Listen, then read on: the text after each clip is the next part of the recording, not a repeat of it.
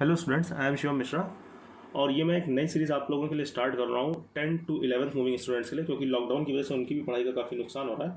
तो इसमें मैं फंडामेंटल ऑफ मैथमेटिक्स की एक पूरी सीरीज़ आपके लिए अपलोड करूँगा और उसमें पहला पार्ट जो सेट थ्योरी है उसको आज मैं स्टार्ट कर रहा हूँ। तो सेट थ्योरी चैप्टर भी आपको बहुत अच्छे से समझना होगा, क्योंकि इसमें स्पेशली जो वेन डायग्राम वाला कॉन्सेप्ट आएगा या नॉर्मल सेट के कुछ कॉन्सेप्ट आएंगे वो थ्रू आउट मैथमेटिक्स हम यूज़ करेंगे। और वेन डायग्राम का जो कॉन्सेप्ट है वो प्रोबेबिलिटी चैप्टर, जो कि जेईई एडवांस का काफ़ी इंपॉर्टेंट चैप्टर है, उसमें भी अच्छे से यूज़ होगा। तो आप एकदम प्रॉपर घर पर पढ़ो और इसके नोट्स बनाओ, जो क्वेश्चन है उनको सॉल्व करो वीडियो पॉज करके, फिर सोल्यूशन चेक करो और एकदम प्रॉपर इस चैप्टर के नोट्स बना लो। जिसने इस लॉकडाउन में अच्छी पढ़ाई कर ली तो वो फिर बाकी लोगों से थोड़ा आगे निकल जाएगा जो इस लॉकडाउन में पढ़ाई नहीं कर रहा है। तो आप एकदम सिंसियरली, जो 11th क्लास के स्टूडेंट्स हैं और इस वीडियो को देख रहे हैं, इसको एकदम सिंसियरली फॉलो करें और टाइम टू टाइम चेक करते रहें, या आप बेल आइकन प्रेस कर दें कि आपको नोटिफिकेशन मिलता है जब भी मैं सेट थ्योरी का नया वीडियो अपलोड करूं। ठीक है, तो चलिए ज़्यादा टाइम ना वेस्ट करते हुए जल्दी से शुरू करते हैं। तो सेट के बारे में बेसिक आइडिया थोड़ा बहुत सभी को होगा, लेकिन फिर भी मैं एकदम स्क्रैच से स्टार्ट कर रहा हूँ आपके लिए, किसी को भी दिक्कत ना है। सबसे पहले सेट की डेफिनेशन समझ लेते हैं। It is a well-defined collection of distinct objects belonging to the same category. Sets are usually represented using capital letters. मतलब set basically क्या है? Collection of well-defined distinct objects, और well-defined का मतलब क्या वो भी समझते हैं। और set को हम usually capital letter से डिनोट करते हैं, जैसे for example set of all vowels। तो set of all vowels हमें पता है वॉवल्स क्या क्या होते हैं, ए ई आई ओ यू। तो जो एलिमेंट्स हैं उनको हम लोग कॉमा से सेपरेट कर देते हैं। दूसरा, लेटर्स ऑफ वर्ड स्कूल, तो क्या क्या दिख रहा है, S C H O L. तो यहाँ पर क्या लिख दिया, S C H O L. अब किसी किसी दिमाग में डाउट आता है कि S C H double O क्यों नहीं लिखा। तो आपको ये ध्यान रखना है कि सेट में एक चीज़ एक ही बार लिखी जाती है, और इसको आप अपने नोट्स में लिख भी लेना कि एक कोई पर्टिकुलर एलिमेंट, अगर मान लो ओ यहाँ पर 10 बार भी आया था तब भी यहाँ पर एक ही बार लिखते हैं। सेट में एक चीज़ एक ही बार हम लोग लिखेंगे, ठीक है कि नहीं। ये बात एकदम ध्यान में रहे आपके कि रिपीट नहीं करेंगे। उसके बाद अगला example, set of all rich people in the city. तो अब सोचो कि तुम्हें set of all rich people in the city लिखना हो तो कैसे लिखोगे, ये वेल डिफाइंड कलेक्शन हो पाएगा क्या। तो ये वेल डिफाइंड कलेक्शन हम कैसे बनाएंगे भाई, हम लोग को पहले कोई क्राइटेरिया सेट करना होगा। तो मान लो कि हमने जो रिचनेस डिफ़ाइन करेंगे या मेजर करेंगे वो मनी के थ्रू करेंगे। वैसे रिचनेस डिफ़ाइन करने के कई तरीके होते हैं, है ना, लेकिन हम मनी के थ्रू मान लो डिफ़ाइन कर रहे हैं कि अगर कोई person certain amount of money earn करा तो वो रिच है, वरना वो रिच नहीं है। तो जैसे मान लो हमने बोला कि किसी की पर एनम जो इनकम है अगर वो 10 लाख है तो उसको हम रिच मानेंगे, और जिसकी उससे कम है 10 लाख पर एनम या उससे ज़्यादा उसको रिच मानेंगे, और उससे कम वाले को रिच नहीं मानेंगे। लेकिन ये भी बहुत एम्बिग्यूअस सिचुएशन है, क्योंकि हो सकता है कि कोई पर्सन 10 लाख अर्न कर रहा हो और उसके लिए वो 10 lakh per annum more than enough हो, लेकिन हो सकता है कि कई ऐसे लोग भी हो कि जो 10 लाख पर एनम अर्न तो कर रहे हो लेकिन उनकी ज़रूरतें उससे ज़्यादा हो। तो क्या वो खुद को रिच कहेंगे, तो बिल्कुल नहीं कहेंगे, है ना। तो ये एक वेल डिफाइंड कलेक्शन हम लोग नहीं बना सकते यहाँ पर। तो set of all rich people in the city को हम एक मैथमेटिकल सेट के थ्रू रिप्रेजेंट नहीं कर सकते। क्लियर है कि नहीं इतनी बात। चलो आगे बढ़ते हैं। फिर बात आती है एलिमेंट्स ऑफ द सेट। तो जैसे मान लो कि ये सेट है A is equals to A E I O U. तो यहाँ पर A is one of the member of set है, ऐसे E is one of the member of set है, I O U are also one of the members of set A. तो इसको लिखते कैसे, रिप्रेजेंट कैसे करते हैं, ए और इसको क्या पढ़ते हैं सिंबल को, belongs to, small a belongs to set A. ऐसे हम ये भी लिख सकते हैं कि small e belongs to set A, है ना। इस सिंबल को क्या बोलते हैं, बिलोंग्स टू, है ना। ये सिंबल क्या है अपना, बिलोंग्स टू। और यहाँ पर ये सिंबल बिलोंग्स टू है, और अगर कोई एलिमेंट बिलोंग नहीं कर रहा होगा तो ये सिंबल है डज नॉट बिलोंग टू। ठीक, जैसे टी इस सेट का पार्ट नहीं है तो हम लोग ने क्या लिखा है, T does not belong to set A, या T does not belong to A, है ना। तो एलिमेंट ऑफ सेट लिखने का मतलब ये है कि जैसे आप कोई चीज़ लिख रहे हो कि कोई particular cheese element of set है, तो जब आप सेट के अंदर देखो तो ये चीज़ आपको दिखनी चाहिए इस सेट के अंदर, ठीक है कि नहीं। क्लियर है ना कि एलिमेंट ऑफ सेट जब भी लिखना होगा तो जैसे मान लो ये लिखा है, ये स्टेटमेंट ट्रू है कि फॉल्स है देखने के लिए ये चीज़ जब आप देखो तो आपको सेट में दिखनी चाहिए, ठीक है। चलो अब आगे बढ़ते हैं। रिप्रेजेंटेशन ऑफ सेट, सेट को कैसे रिप्रेजेंट कर सकते हैं, तो मेनली दो तरीके होते हैं हमारे पास, तो एक एक करके समझते हैं। पहले रोस्टर फॉर्म, जिसको टेबुलर फॉर्म भी बोलते हैं, और ये वही है जो अभी हम एग्जांपल देख के आ रहे हैं, सेट ऑफ ऑल वॉवेल्स जैसे हमने लिखे थे। तो in this form sets are represented using curly braces and their elements are enclosed in these curly braces and separated by comma. जैसे नेचुरल नंबर्स लेस देन 6 लिखना है, तो पहले तो हमें पता होना चाहिए कि 6 से छोटे नेचुरल नंबर क्या होंगे। तो नेचुरल नंबर ऐसे इंटीजर्स जो 1 या उससे ज़्यादा होते हैं, तो क्या क्या आ जाएगा 1 2 3 4 5।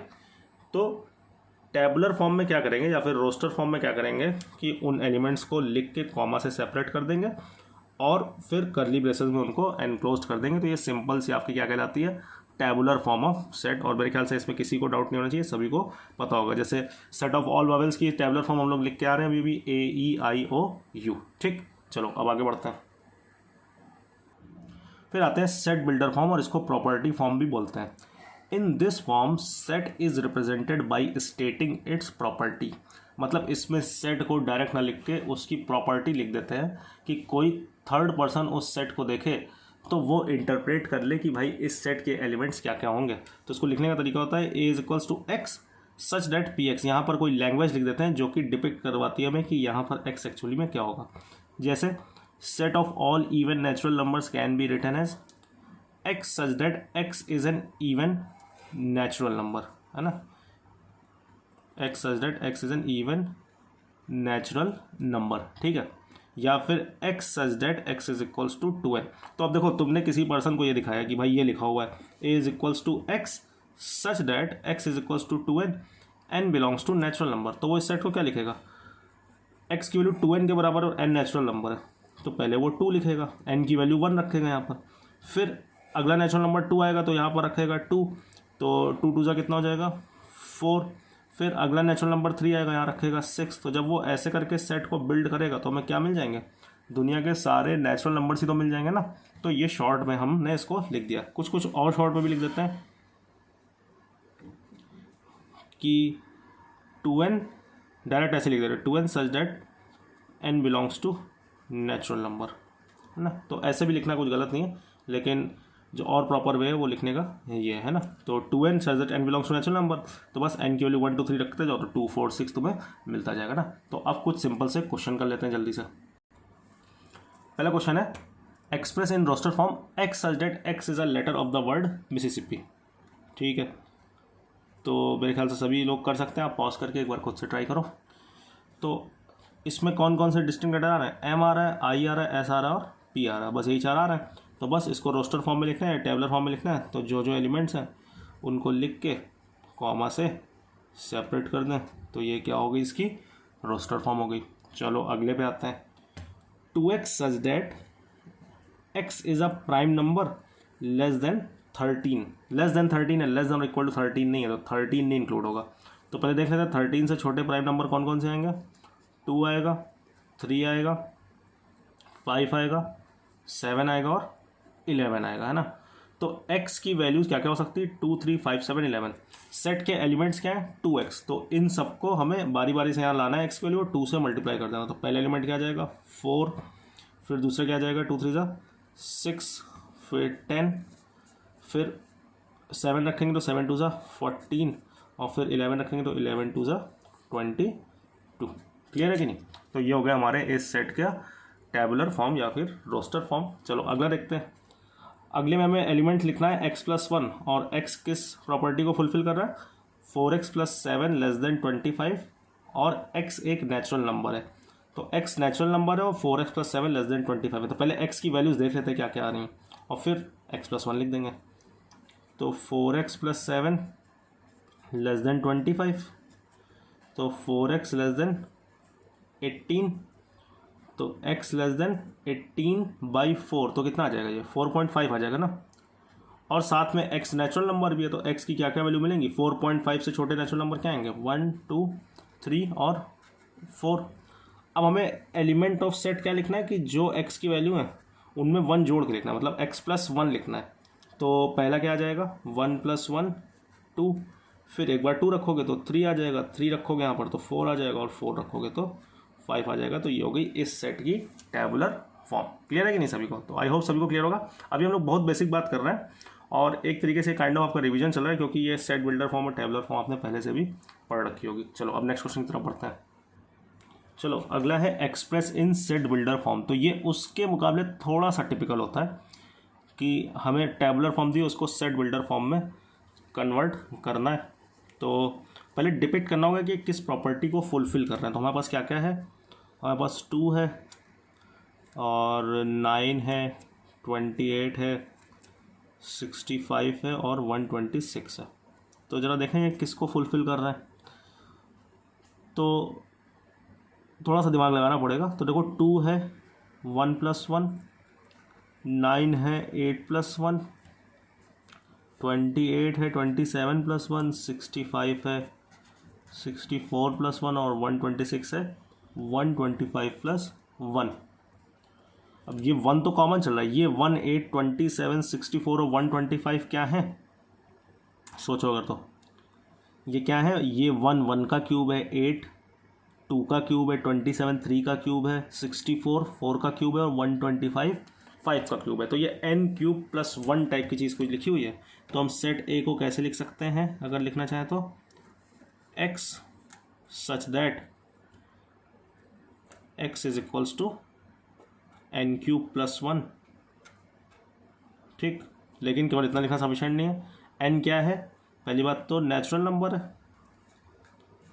और साथ में n क्या है, नेचुरल नंबर। अगर केवल यहीं पे छोड़ दो तो सारे नेचुरल नंबर आ जाएंगे, हमें तो 5 पे रुकना है। तो यहाँ पर क्या लिख देंगे, n <= 5 या फिर n <= 6 भी लिख सकते हैं ना। दोनों ही बात अपनी अपनी जगह सही है ना। n <= 6 होगा तब भी 1 2 3 4 5 आएगा, n <= 5 है तब भी 1 2 3 4 5 आएगा। ठीक, चलो अब जल्दी से ये वाला देखते हैं। 23 29 31 37 41 43 ये रिलेटिवली ईजी है अगर ध्यान दो तो। ये क्या लिखे हुए हैं, 23 29 31 37 41 43 ये प्राइम नंबर्स लिखे हुए हैं। 23 और 43 के बीच में जितने भी प्राइम नंबर आ रहे हैं, तो इसको हम लोग कैसे लिख दे सकते हैं, x such that x is a prime number, x such that x is a prime number। और सारे प्राइम नंबर तो लिखने नहीं है, और x किससे किसके बीच में है, 23 से 43 के बीच में। ठीक है, तो ये हो गया दूसरे का सेट बिल्डर फॉर्म। अब तुम ये बताओ कि क्या इसको ऐसे लिख सकते हो, a = x such that x is a prime number और 19 से x जो है वो 47 है। क्या इसी सेट को ऐसे भी लिख सकते हैं क्या, तो अगर ध्यान दो तो लिख सकते हैं। ये क्या बोल रहा है, 19 से 47 के बीच में इक्वलिटी नहीं लगाई तो इनको नहीं इंक्लूड करना है।